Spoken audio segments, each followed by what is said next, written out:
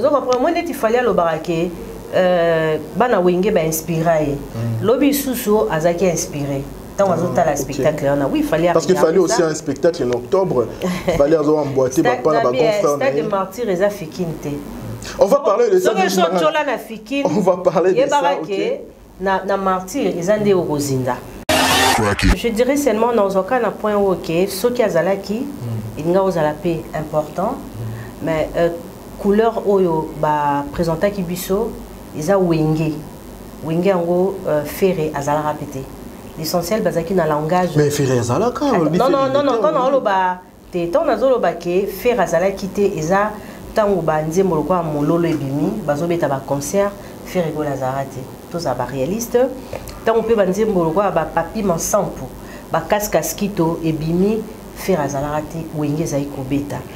Et on a bien dans un point où ce qui fait razalaki et n'a qui sous ezalaki toko makasi. Il y a blom sous les sentiments on t'a salué honneur moroboé à n'y pas rendre honneur mais vient sur la bongi mamuke dans la hypocrite parce que héritier ou tout ce qui les a pas blom ou tout ça se débat et tout comprendre que oui c'est signe héritier. Non mais peut-être on sort que dans la dissolution. Non peut-être oui a voulu juste dire que dernier né a préféré ça non na lobby yé ba compter na makambo maison mère na mambo ya wenge héritier yo sani yesa na makambo ndeti ya wenge wana wenge héritier yo sani héritier na katite na makambo wenge to tanga fere to tanga Emelia to tanga Manda chanteur to tanga bateau bazaki na stade sauf seulement faire gola na Alain Pelande bazaki te. Fally Ipupa a annoncé aussi, je crois le 29 octobre. Effectivement, faire épée a aussi annoncé en décembre. Donc, il a annoncé en décembre. Il n'y a pas un martyr en décembre. Ah, ok. Il y a une question. Fally Ipupa a annoncé Stade de Martyrs. Par rapport à Mamignon Soeliki, il y a un déroulement et événement. C'est na kokopé ça na Fally Ezaboy. Si son père musical, Koffi Olomide, pour faire Stade de Martyrs, à Sengara appris na Weranson, ils aussi n'avaient pas en communication, mais il y a respect vers le Wenge. Quand je dis le Wenge, ça va vivre on a ya Wenge.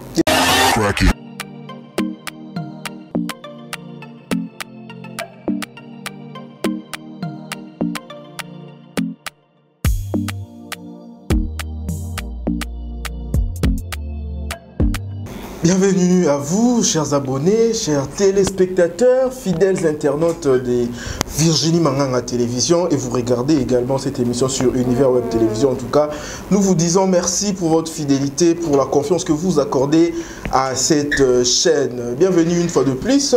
Aujourd'hui, nous sommes venus spécialement parler de ces grands événements qui a eu lieu hier, 30 juin, le jour de notre indépendance. Il y a eu un grand concert, un méga concert de Wenge Musica 4x4, tout terrain. En tout cas, on va faire le point. C'est l'heure de bilan. On va faire le bilan avec Virginie Manganga. Est-ce qu'il y a eu réussite? Est-ce qu'il y a eu échec? Est-ce que Wenge Musica a été à la hauteur de l'événement? Je vais parler de tout ça avec Virginie Manganga. Restez en tout cas fidèles à cette émission. Tout de suite, je dis bonjour à Virginie Manganga. Bonjour Bédric Okaboué. Bonjour à tout le monde qui vont suivre cette émission. À VM Télévision, Univers Web, les deux chaînes trop professionnelles. Comme vous avez dit tout à l'heure, c'était une fête. C'était un concert des souvenirs, des mentions. Donc, je félicite déjà les Anges Adorables par rapport au spectacle. Pour moi, je dirais c'est un pari gagné. Il n'y a aucune faute par rapport au spectacle servi par les Anges Adorables. Donc, il y a eu des choses qui étaient comme un défi. Et moi, je dirais que le défi a été relevé. Ok, voilà. Défi a été relevé en tout cas, Virginie Manganga, mais en tout cas, le concert Oyo et PC, la polémique est bêlée. Vous voyez, en tout cas, les réseaux sociaux inondés, tout le monde est en train de commenter à sa manière, bah vie vraiment ils a partagé. En tout cas, bien que le baiser réussite, mais Tolingi vraiment impression na yo ya liboso par rapport à déroulement et à spectacle. Déroulement déjà ils allaient qui bien. L'amour que les Congolais ont montré na bana wenge ponanga Bédric Lukaboué, je reste sans mots. Et stade plein à craquer. Parce que quand cet événement a été annoncé, Toyo prétendra que Wenge et Sila, Wenge et Zarasu Wengete, JB est incapable, Wironson est incapable. Tous aura des artistes. Parce que dans l'histoire à Wenge, personne ne peut nier. Bato va bénéficier de Wenge et JB na Wera. Bato peut passer continuité moko, il y a carrière moko en rose et ça JB na Wera. Alors ces deux artistes là, je dirais leur carrière était en jeu le 30 juin. Même yo pose rôle ba phrase wana, ils a carte na bango ya suka, ils a confirmation.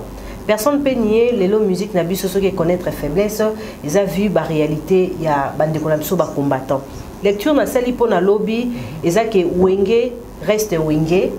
Wenge est une plateforme formation musicale très fort parce que je ne m'entendais pas que Barossa la plaît à Bongo. Dans mois d'août, ça arrivait deux fois on dimi moko koti doute. Moko ndimi moko koti doute. En tout cas sentiment. Voilà tout le côté plein, c'est-à-dire que te belé balak na ba doute, banga parce que on disait que vite à Imana Kutu voilà. Est-ce que Wenge le passé à Wenge nde ezonga kilobi. Le passé à Wenge ezaki passé moko tellement fort parce que histoire ya Wenge eza même histoire te na ba groupe ya musique ya Congo ebele.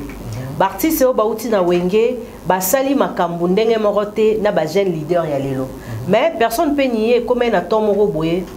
Balesi biso frazo ouera JB basila et puis to liango to consommant yango. Pourquoi? Parce que ba memaki ba mensonge belé na kati ya musique. La vérité c'était hier au stade de Martyr. La vérité c'était quand les peuples congolais de partout ici na capitale Kinshasa se déplaçaient qui pour baya vers stade de Martyr. Vérité le débat est clos. Par rapport, il y a plein en tout cas. Il y a plein en tout cas, personne ne peut nier. Et on a déjà un la plein parce que na tout na Kinshasa sur au côté na commerce, aux autres maman azoteka azolo ba rendez-vous le 30 juin. Au sonde moi bana verni aux autres mère ziki sa bango biso le 30 juin on a tous en Martyr. Ba chailleur même bateau basara na ba bureau ozoka ke Wenge wana eza Wenge na biso lobby tozana stade de Martyr et comme déjà au sala moi confiance qu'effectivement ba au sala plein vous comprenez ce que bateau belé ba luka. Mais à quel moment vous aviez douté? À quel moment ba douté kotaki quand la phrase ba l'exception JB na Wera basila ba présenter biso ba biloko na musique ou eza importante. OK ba présenter biso foko sokoza makasi na ko booster.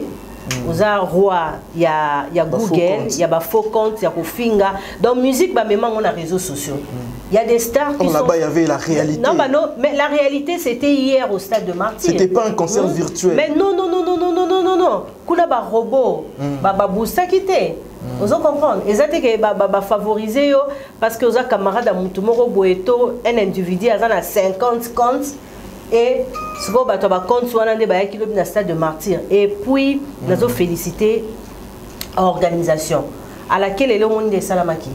Bana entré à Willery, batu ba télémiti, l'avenue Tobengara, Prince Kassavou.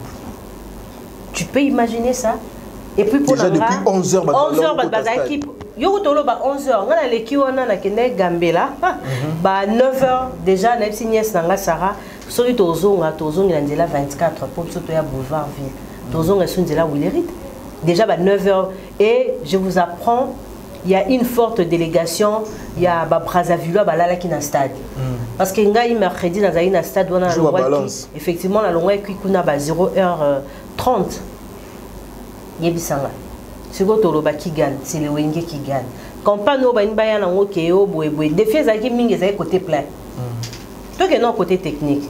On a plein là, on a plein là parce que côté plein. En tout cas, Werasila, Jibasila, ça démarre 80 000 places assises. Non, et là on a CP dans le sous Bédric Lukaboué qui et qui n'est tout le monde en a concert il y a Badadjou, dans la grande salle, dans la stade, dans Moutou, avant la billet Mulongo pour à Kota.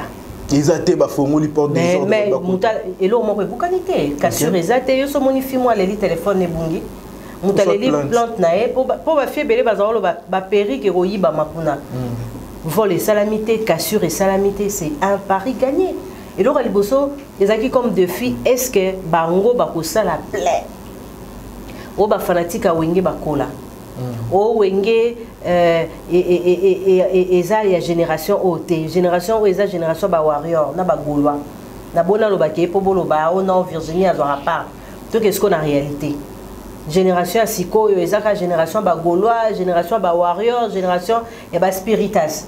Donc, allez-y comprendre que tout le monde a une musique et a fait actuellement, fallait hériter. Par contre, tout le monde a qui même ba gêne, ba casquito. Virginie Manganga, est-ce que ça c'est pas une confirmation dans tout ce que tu as toujours dit ici, comme quoi? Bah orchestre lelo tout le monde a lelo bazala na ba base t'es bien que ba osala sama kelele wengende na base est-ce que c'est une confirmation mais ya bobetela ma boko na bato ba fingaranga na bato ba lobarake non mes propos tenus ne tient pas je dis des choses incohérentes nazo zela ba applaudir parce que ce qu'on a la base té eza mantro pour comme on a âge moko yo lobi que non na Cameroun Camerounais a 25 ans après total à Camerounais de foot habillé. Ça aussi c'est un détail très important, c'est-à-dire qu'il y a 25 ans qu'on a vu ces gens ici ensemble, 25 ans après, et puis ça la plaît à Bongo. Donc c'est quelque chose d'énorme. Mais maintenant, c'est énorme, pas possible, c'est aussi riche. Ok. Vous en comprenez? Parce que 25 ans après, le groupe Ebele, la ténacité, la vie au Wenge, la montée. Et ça problème, il y a la base. Wenge, aujourd'hui, on peut confirmer que c'est l'orchestre ils ont la base. Ils ont la base. Et l'orchestre les la base. Non, bana Wenge tout bana la base. Faire azan la base, héritier azan la base. Oh, azan la Wenge dans la base. Bana la base, c'est parce que baba kalokuta. Non, c'est pas une question de polémiquer. Je suis dans la réalité. Bédri Lukaboto zaba réaliste. Yeso mona mona Wenge mo razo tout à tolo. Ngaba fanatique nga ba rakara place mo robot. Donc, on a un nombre de vues. On a une base. Preuve, on est sur OK, il y a Ferrego, au coup, tu as plein. OK, il y a hérité, même on a une base. Et l'autre sentiment, il y a montagne. Parce que, Batumsu Bayaki, on a un fanatique qui a fait. Batumsu Bayaki, on a un fanatique qui a hérité. Il y a Céléo. Donc, Wenge tellement et benana moi mon laï histoire nango. Et c'était normal de connaître succès à Bongo. Avant qu'on parle de Ferrego, là, parce que c'est les grands absents dans cette histoire, tout le Bélana, en tout cas, tout le Béli plein, c'était bien, on a apprécié, il y avait beaucoup de gens, mais les concerts, ces spectacles et autres, là, c'est pas seulement le plein. On parle maintenant de la performance artistique, parce qu'il y a à boire et à manger là-dedans, les gens discutent, les avis sont partagés. Il y a ceux-là même professionnels de médias, le Kolayo, critiquer Bango pour dire qu'ils n'ont pas été à la hauteur par rapport à la performance de Bango, c'est-à-dire que critiquer le spectacle qui bien il y avait du désordre. Il n'y avait pas une cohérence en fait. Mabanga mort rebellé. Idéologie à musique congolaise. Comment tu as jugé les spectacles, la performance artistique? Sur 100%, je donne 98. 2% les araqués. 98. Mais je t'ai dit 2% les araqués. Vous êtes sérieuse là? Trop même. Est-ce que continuons à Facebook? Voilà, il y a opinion et puis la presse proche, il y a artistes et moi prétendent à gagner. Nabi, je vais te laisser le baki. On va redémarrer. La musique congolaise a été redémarrée hier au stade de Martyr. Les preuves sont là. On est comme un sentiment, un journaliste. Et ça problème que est-ce que vous allez quitter aux alliés? Place au lingari batia yo batete. Allez boti monter à mabe et boti tima oya o kiti ça événement wana. Il s'en o kiti événement wana la ligne. Après Wenge nde babeta wana o aroya sima na éviter hein. Non mais Virginie là on est en train de parler d'abord de la performance de Bango. Voilà. Parlons des performances individuelles. Animation Ezaki Kitoko, cohésion Ezaki entre tous les artistes, mais il faut seulement reconnaître que Bato Bébé a un événement on a été des jalousie parce que Bato va comment combattre événement à lobby ezaka bato balobai ke irosa la plainte pour bango bazati irosa la plainte parce que wenge là tu fais allusion à qui irosa la plainte bato nyonso ka au moni bazo critiquer et puis so tali bien eza média proche et artiste moko ya Congo nga benga bango baza ba revers ba na réalité c'était hier au stade de Martyr Bédri Bukabo. On ne change pas l'histoire. Dans cette émission, mon Alain Pelaï, Singabi Virginie, tout le monde a Wenge Simba, et ça parce que même nos parents va soutenir Abisso. Nous n'est pas papa qui faille, ceux qui dans une classe, nous n'est pas Wera, papa qui faille, Fatou Nanga, aller à Kenaki classe, aller à celle qui devoir, tu vois, parce que déjà, na bénédiction à parents, na bango, il y a un moment et Simba. Vous comprenez? Donc, entre parenthèses, tout le monde entré dans Bango. Il y avait des élèves. Il y avait des élèves. Voilà. Des professeurs et des élèves. Les élèves Mbappé si Bango micro pour dire que ils ont commencé élèves pour faire la musique. La musique, voilà. Vous comprenez? Moi, il fallait le baraquer. Bana Wenge ba inspiré. Lobby Sousso Azaki inspiré. Dans un spectacle, oui, il fallait. Parce qu'il fallait aussi un spectacle en octobre. Il fallait avoir emboîté ma part la Stade de Martyr et Zafikinte. On va parler de ça. On va parler de ça. Na Martyr, ils ont des Rosinda. Ok. Donc voilà, c'est ça. On va parler de ça. Quand il a regardé ça, à mon niveau, que. Ok. Ah ouais, on s'est inspiré sur les longs parce que j'ai même fait une phrase naïe, ils ont réalisé. En disant qu'on va redémarrer. Donc la musique congolaise a été redémarrée hier par les anges adorables à travers un spectacle à Bangwalobi. Voilà. Maintenant aussi il y a cette critique par rapport à Wiranson. On dit que Wiranson il a privatisé ses concerts à Commission Moloro à Mathis Héritier, à Mathis Sarah Solo. Il y a eu Miel. Wiranson il a arrêté la musique à tout moment. Bamabanga. Donc qu'est-ce que toi tu peux dire? Qu'est-ce que tu peux dire par rapport au comportement de Wiranson dans ce concert? Avant d'arriver le 30 juin, quand les communicateurs de cet événement communiquaient, il annonçait déjà les présences de tous les enfants Yawenge. Héritier, tout le monde était invité, c'est Léo, tout consort. Alors, comme Monsieur Maison Mende Bayaki, il y a un moni Wiranson, qui monopole Wana. Mais mon bébé comme quoi il constitution leader. Le problème est parce que y a cohésion entre Bango. Ils ont préparé quand même les spectacles pendant deux mois. 2 mois, oui. C'est pas peu de choses. Et puis baza ba professionnel. Baza ba to ba beta ba grande salle. Baza la maîtrise à ba spectacle. Puis stade de Martyr wana Kofi Azonga combien de fois. Ouera Azonga combien de fois. Mukulu Abankulu Azonga combien de fois. Alors tout ça la sommation pour tout donc stade de Martyr et Ebi Wenge et Ebi stade de Martyr. Ok, Virginie Manganga, si tu veux juger ou soit côté individuellement l'artiste qui tu peux dire qu'il s'est démarqué de tous les autres? Bon, tout le monde était à l'auteur, mais même côté végétarien, et Kokota il faut nabi nabi que batobele bozo porter critique sur Adil Amkai et Kokota. Déjà la première chanson c'était bien, deuxième bien, la troisième effectivement avec il faut comprendre aussi et Kokota a pris du temps à travailler à rater, mais déjà Mouto a tika musique pendant longtemps, il arrive quand même à féliciter. Mais c'est un artiste à féliciter. Et comme mon premier, dans une émission Moto Sala qui ngai na mona mutaleki kalujite. Na fanatique à Bill, il y a Céléo, il y a Jean Tana reconnaîtra ba valeur na bango côté animation. Mais on a fanatique à tout Kalidji. Alors mon premier était là, il a rassuré. Hein? So Koko Talingi, mon premier à l'Okoti. Donc tu comprends, c'est ça le spectacle. Qu'on comprendre faille à Moninga, et puis qu'on comme ça on faiblesse, qu'on renforcer pour à revenir dans le spectacle. Et ça, côté fort, il faut te féliciter. Ça montre que le spectacle était bien d'ailleurs bien préparé. Vous comprenez? Autres hommes dans les réseaux sociaux, ils ont individu, filmé, mais tous les spectacles final, qui na régie effectivement image officielle et bima, sans la qualité. Voilà tout bazolo baneza ba anti campagne ezangatina. On est ngana ebi ke muto aroya obeta après ba wera. OK, Virginie Manganga, parlons maintenant de celui il a été le grand absent dans cet événement.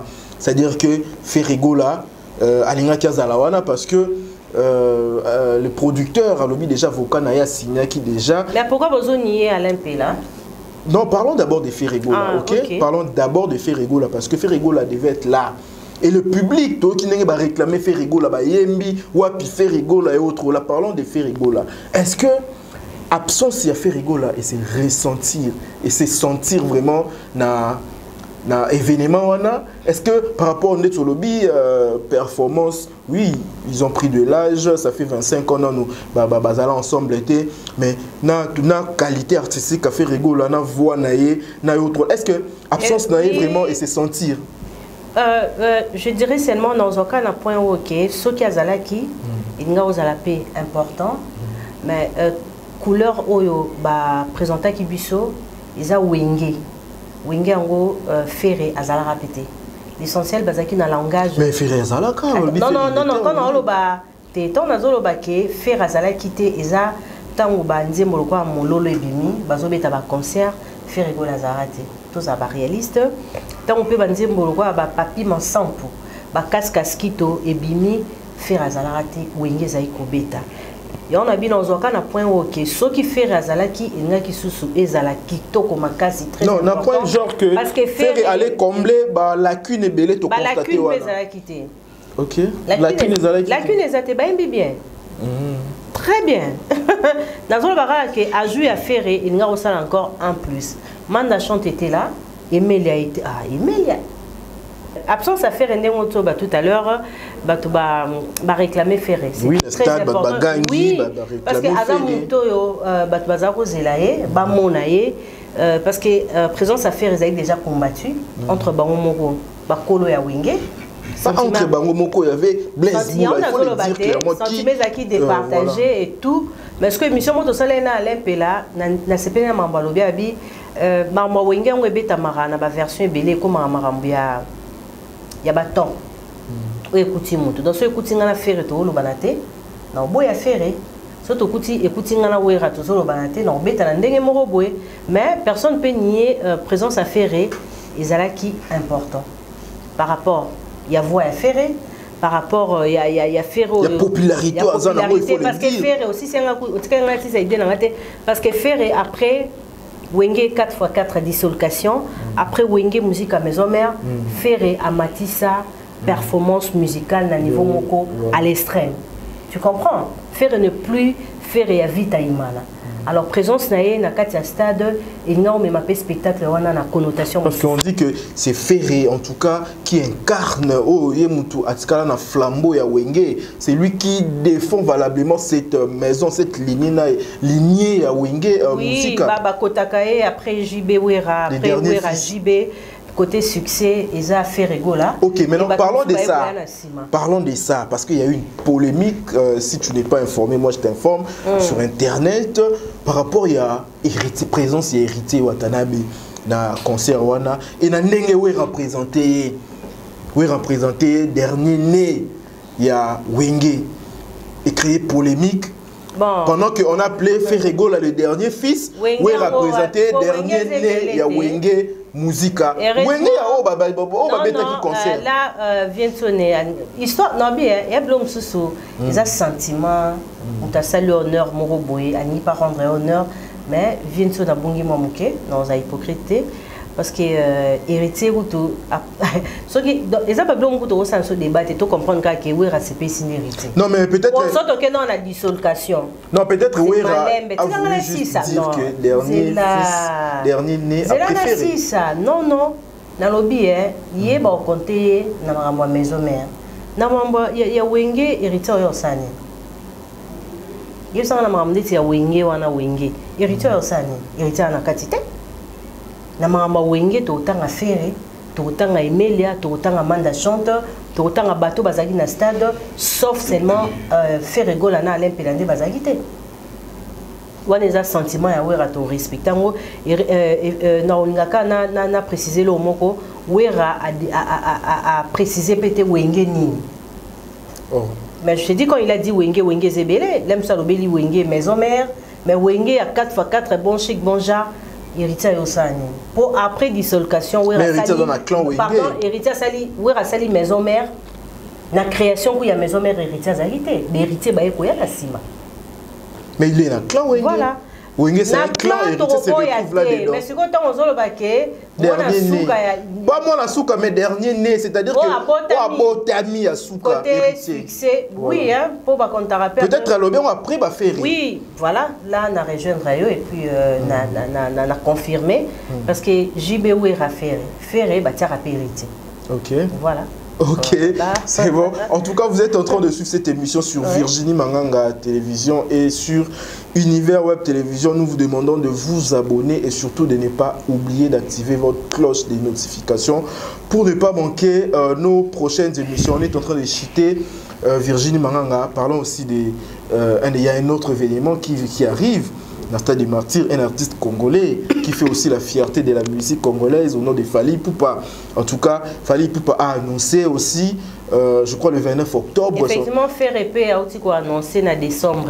Donc, on a ça que il a annoncé en décembre. Il n'y a pas un Martyr en décembre. Ah, ok. Ok. Il y a une question. Fally Ipupa a annoncé Stade des Martyrs. Par rapport à Mamignon sur Eliki, au déroulement et événement. C'est na kokopesa na Fally Ezaboye. Si son père musical Koffi Olomide pour faire Stade de Martyr à Sengara puis na Weranson, ils aussi n'avaient pas la communication moi il y a respect vers le Wenge. Quand je dis le Wenge, ça va vieux on a ya Wenge. Et tu penses que Fally n'a pas de respect envers ces vieux là? On a respecté à Bungara trop, on t'a boya moté, à Bungela rabana Wenge trop et ici on va qui phrase à JB on a isa la prophétie m'a réalisé.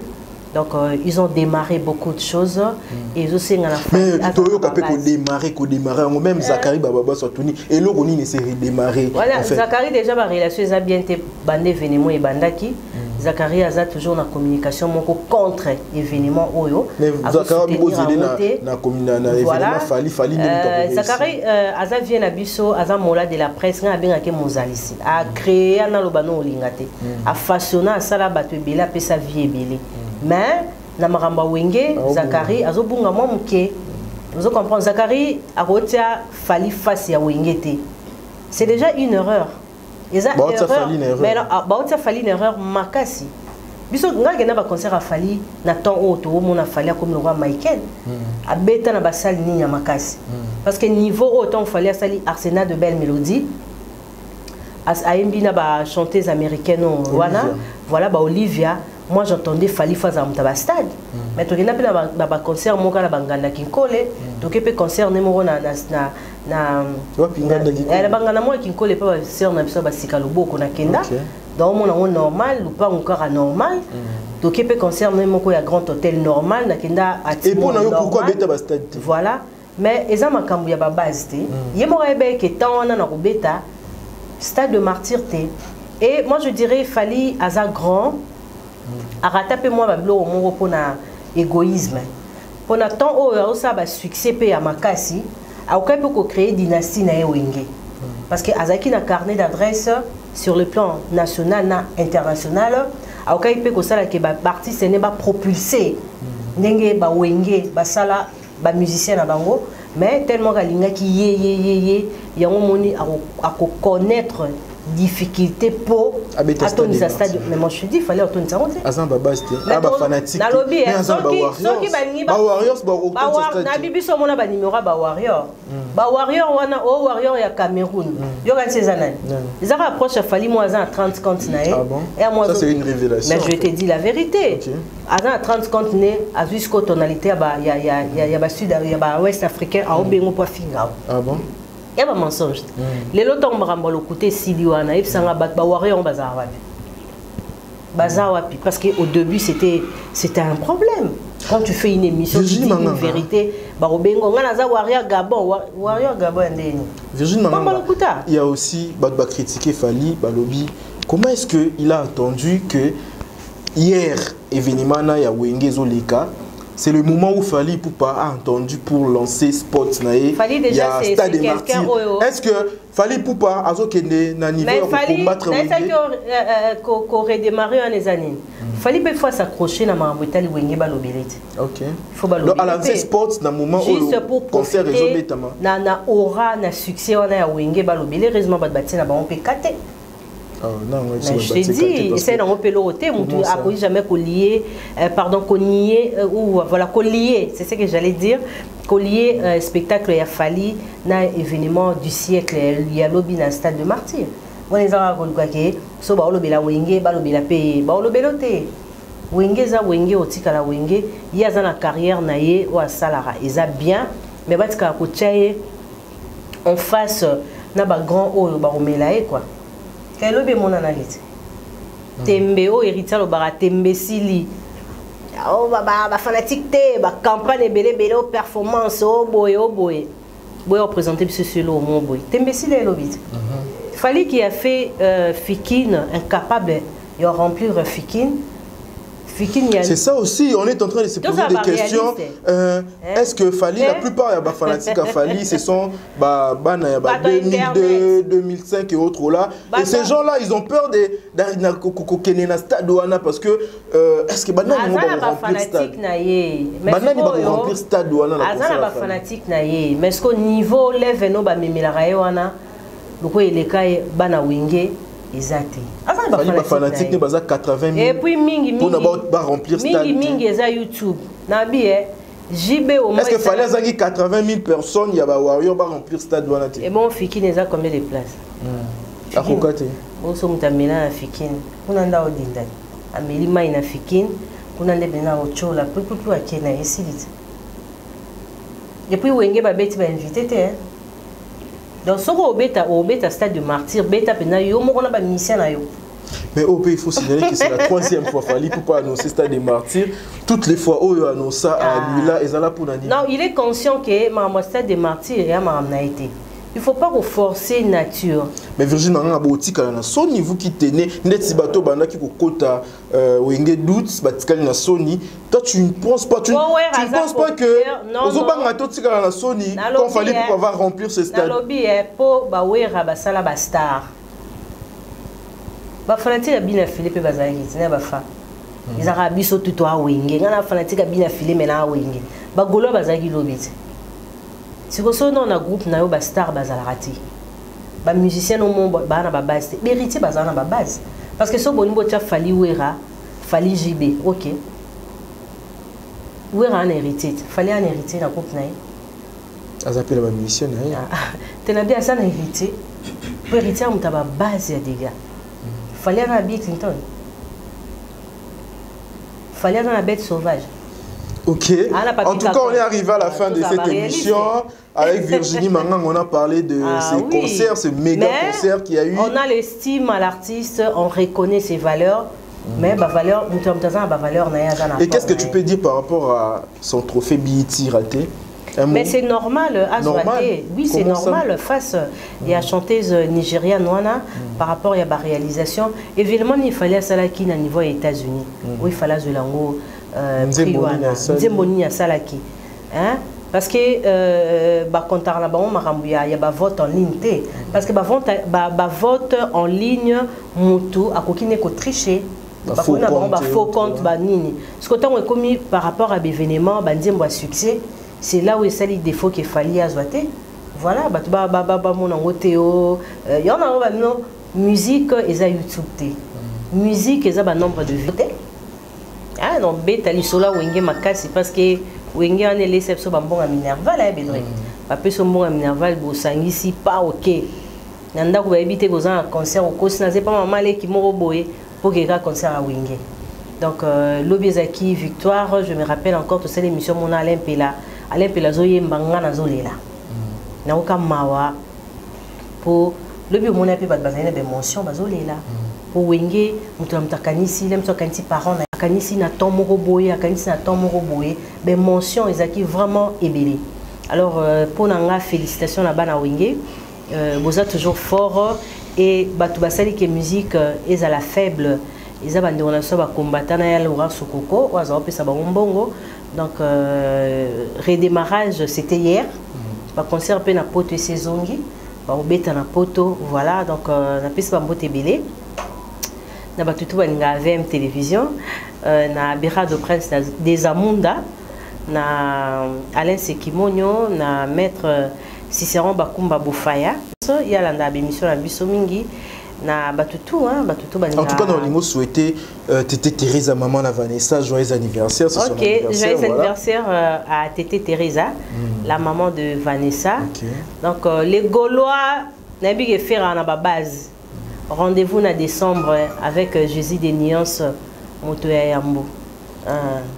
Merci beaucoup. En tout cas, un joyeux anniversaire à Tété Teresa, maman la Vanessa.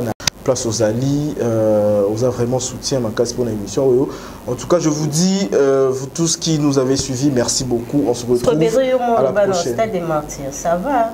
Stade des Martyrs, il y a à boire et à manger. Et ton Naki. Ok, bye bye, retrouvons-nous prochainement.